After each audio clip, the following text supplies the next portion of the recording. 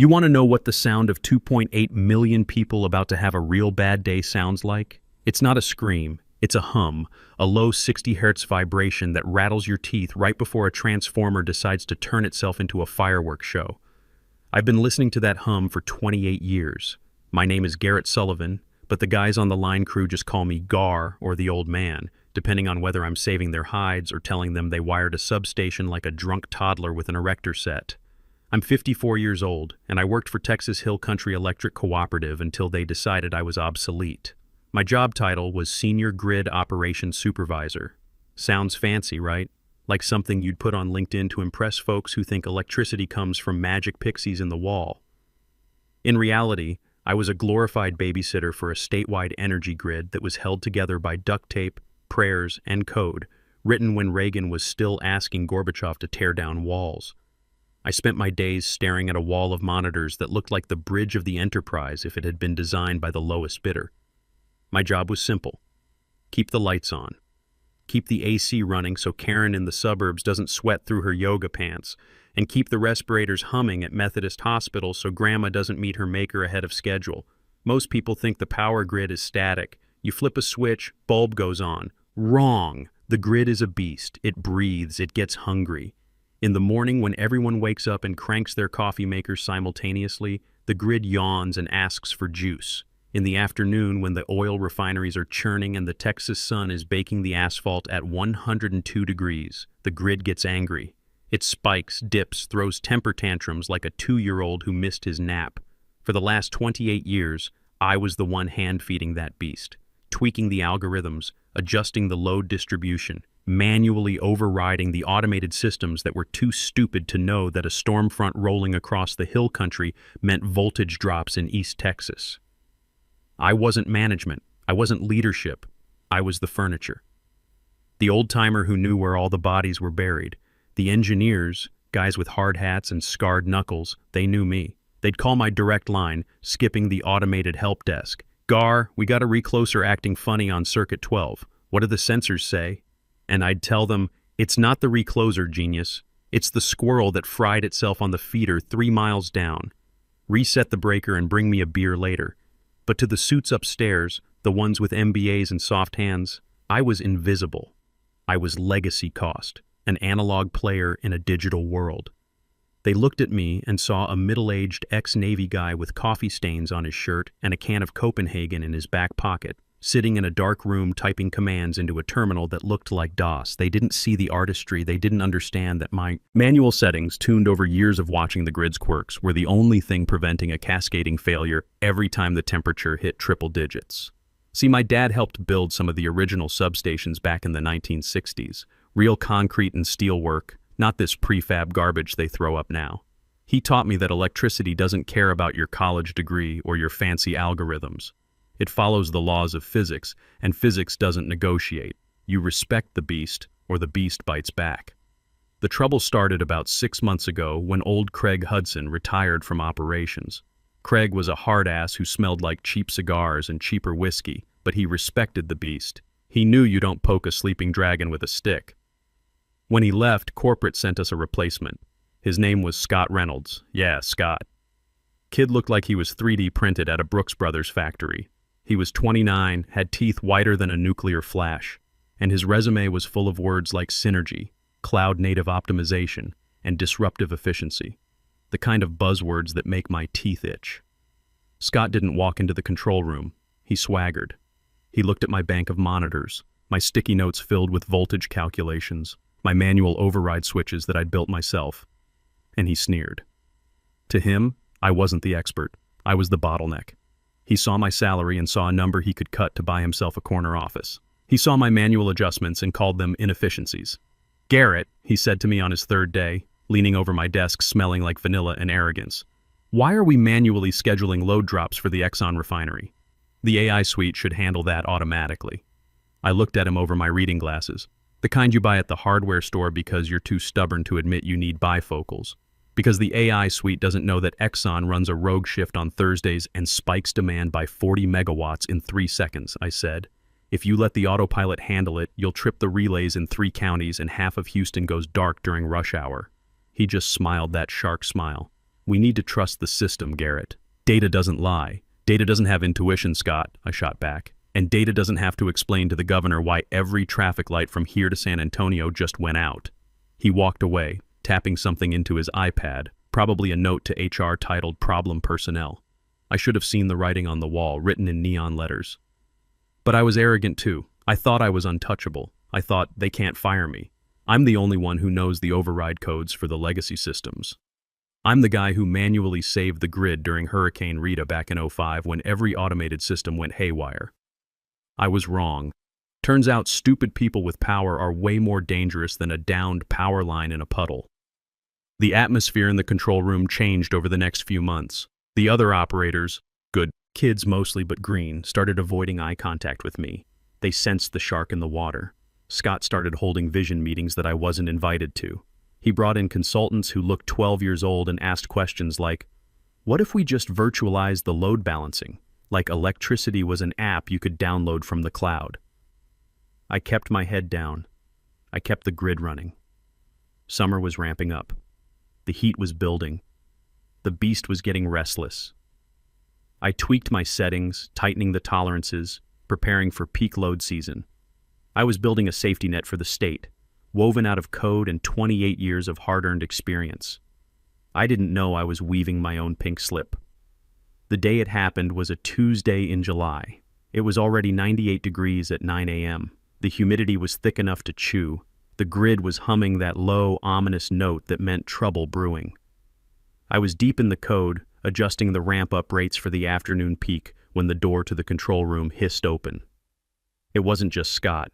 It was Scott, a woman from HR who looked like she sucked lemons for fun, and a security guard named Wayne who I'd shared donuts with for 10 years.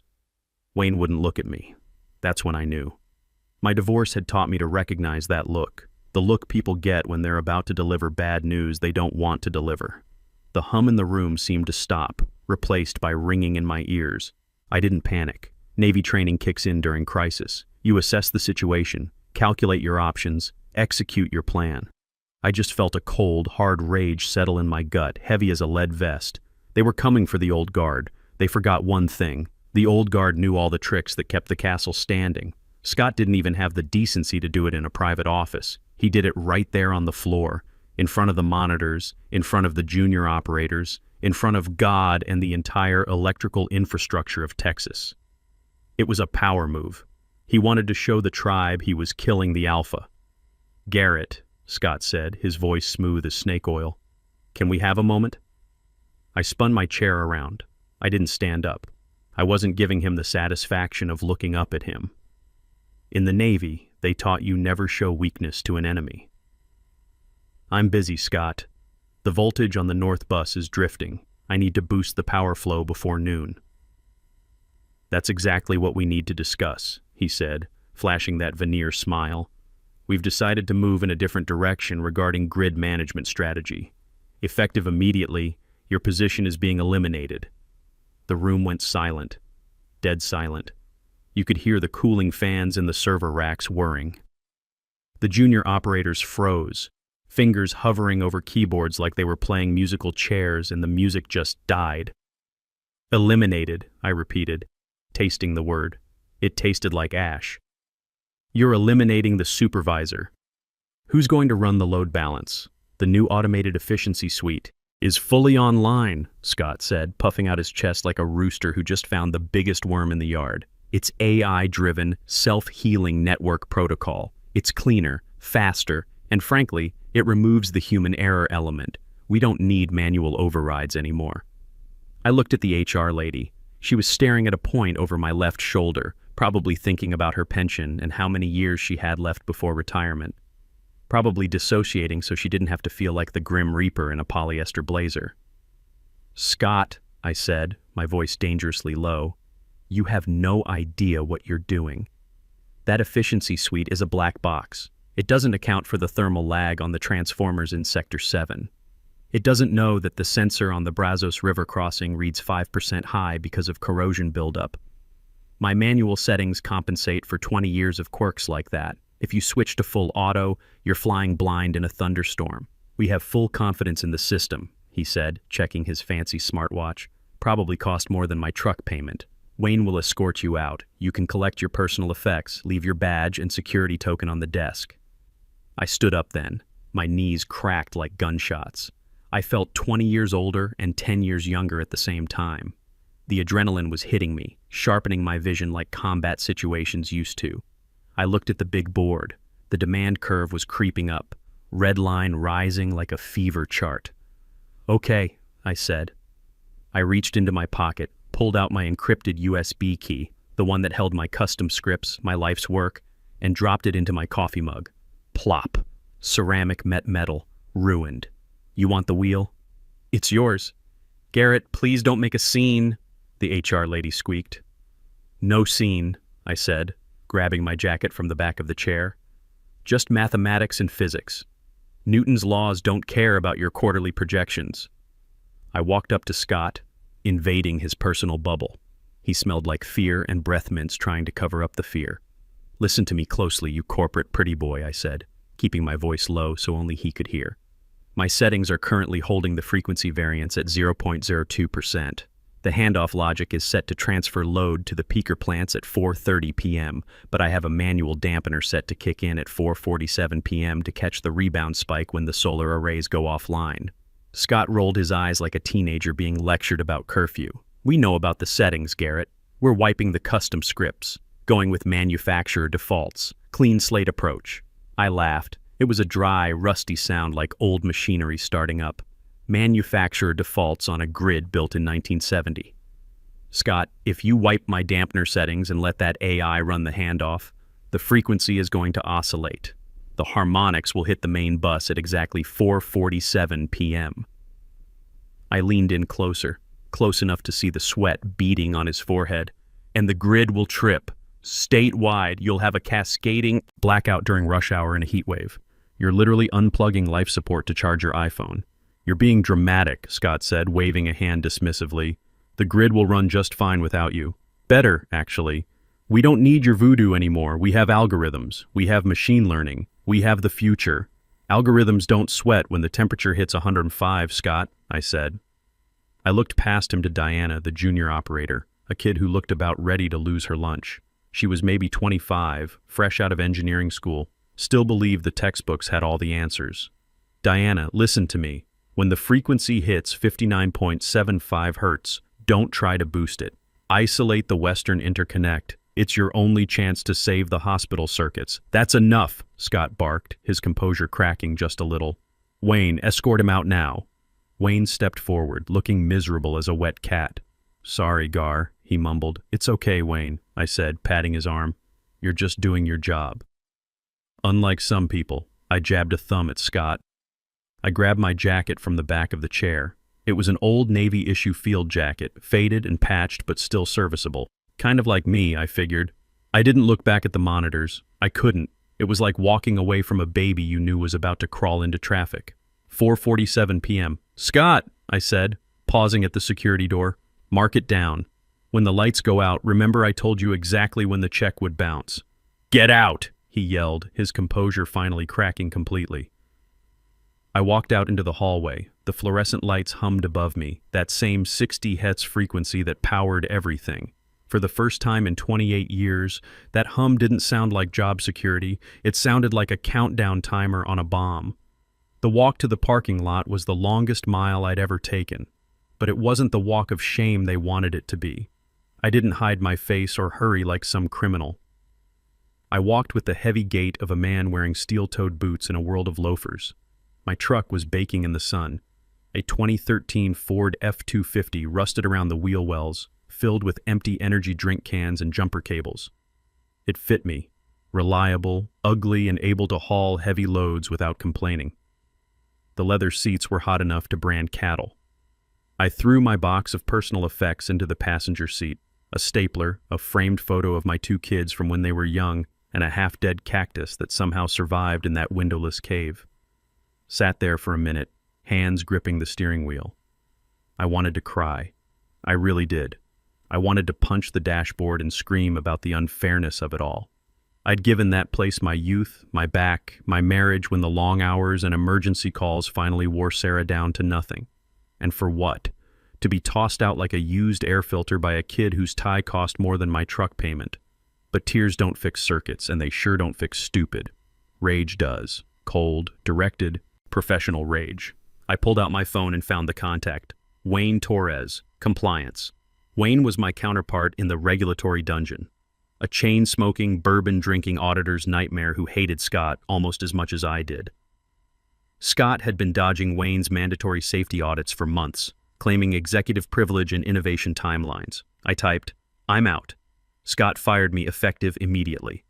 3 dots appeared instantly. Then, what? Is he insane? The summer load profile is active. We're 2 weeks from peak season. I typed back, "He's running the efficiency suite full auto." He wiped my scripts. I told him the handoff crashes at 4:47. He laughed at me. Wayne's reply was all caps. "Jesus, Garrett, that's a violation of NERC standards. He can't run unauthorized software on the control layer without a 30-day review period. He did, and he's bypassing all the manual overrides. Listen, Wayne, watch the approval logs. Did he sign off on the parameter change through proper channels, or did he use his admin override?" A pause, a long pause. I could practically hear Wayne pulling up screens and cross-referencing databases. Then, checking. Holy crap. He used an emergency administrative bypass code. Tagged it as critical system update to skip the board review. He's flying completely rogue. I smiled. It was a grim, wolfish smile. Document it. Screenshot everything. Timestamp it all. When the lights go out, I want his fingerprints on the murder weapon. "Where are you going?" Wayne asked. "I'm going to get a burger, a greasy one, and I'm going to wait." I drove to Hank's Diner, a greasy spoon about 3 miles down the road. It was the kind of place where the menu is laminated and sticky, and the waitress calls you hun without irony. It was 2:30 p.m. The sun was high and merciless. The bank thermometer said 102 degrees. I ordered a patty melt with extra onions and black coffee. The waitress, a lady named Carol who'd been slinging hash there for 20 years, looked at me sideways. "Bit late for lunch, Gare." "You usually don't escape that dungeon till 6. "Got early release for good behavior, Carol," I said. "Turns out the state doesn't need me anymore. They got themselves a robot." "A robot?" Carol laughed, pouring coffee that looked thick enough to stand a spoon in. "Honey, the milkshake machine back there breaks down twice a week. Good luck with that." I watched the clock. Every tick was a second closer to peak load. Every tick was the Texas sun beating down harder on transmission lines, heating copper, increasing resistance. The grid was a rubber band being stretched, and Scott had just fired the only guy who knew when to stop pulling. 3:15 p.m. My phone buzzed. Diana, the junior operator. "Gar, readings are twitchy. The AI keeps hunting for frequency set point but can't lock on. It's oscillating plus or minus 0.05 Hz. Scott says it's calibrating." I stared at the message. If I replied, I was working. If I was working, I was liable. And right now, my liability, insurance, was non-existent. 3:45 p.m. Another buzz. Rodriguez, a field engineer from South Sector. "Hey, old man, just got weird orders from control. They want me to disable thermal trip safeties on the main transformer bank at Substation 4. Says sensors are giving false readings." This sounds like suicide. My blood went ice cold. Disabling thermal safeties wasn't just incompetence. That was criminal negligence. Substation 4 was older than disco. The oil in those transformers was older than Scott. If they overheated without safety shutoffs, they wouldn't just trip offline. They'd explode like bombs. I broke my own rule. Typed back, "I don't work there anymore, but if I did, I'd tell you to get that order in writing, signed in triplicate, and stand back about 500 feet when they flip that switch." 4:25 p.m. The lights in the diner flickered. Just once. Quick dip, then back up. The hum of the walk-in cooler behind the counter changed pitch, dropped an octave, then climbed back up. "That was weird," Carol said, looking up from wiping tables. "Not weird," I said, dropping a 20 on the table. That was a warning shot. My phone rang, the main line for the cooperative board of directors, the heavy hitters, the people who could fire Scott. I let it ring, once, twice, 3 times. Let them sweat. Let them see their precious efficiency crumbling in real time. 4th ring. "Hello. Garrett, this is Chairman Hudson." His voice was tight as a guitar string. We have a situation developing. I'm unemployed, Mr. Hudson, I said. I don't have situations. I have free time and a patty melt. Garrett, listen to me, Hudson barked. He sounded like a man watching his pension fund catch fire. We're seeing instability across the entire ERCOT grid. Scott says the system is experiencing unforeseen anomalies, but our field engineers are saying we're about to lose everything. The engineers are right, I said. You're about 22 minutes away from a hard crash. 4:47 p.m. to be precise. Can you talk Scott through a fix? I laughed out loud. Talk him through it? Mr. Hudson, that's like trying to talk a toddler through performing heart surgery. The code isn't there. He deleted it. My dampener scripts need to be rewritten and uploaded manually while the system is live and oscillating. It's like changing the engine in a car going 70 down the highway. Get down here. We'll authorize emergency consulting rates. I want Scott gone, I said. Right now. Escorted out before I step foot in that parking lot, and I want a contract guaranteeing my position as Chief Operations Director with full autonomy over grid operations. Garrett, we can't just... 4:29 p.m., Mr. Hudson. 18 minutes. You negotiate with me or you negotiate with 2.8 million angry Texans when their AC cuts out in 102-degree heat. Long pause. Then, done. Security is walking him out now. I drove back, taking my time. I knew every back road, every shortcut. At 4:42 p.m., I pulled into the parking lot. Wayne Torres was standing at the gate, waving me in like I was the president arriving in Air Force One.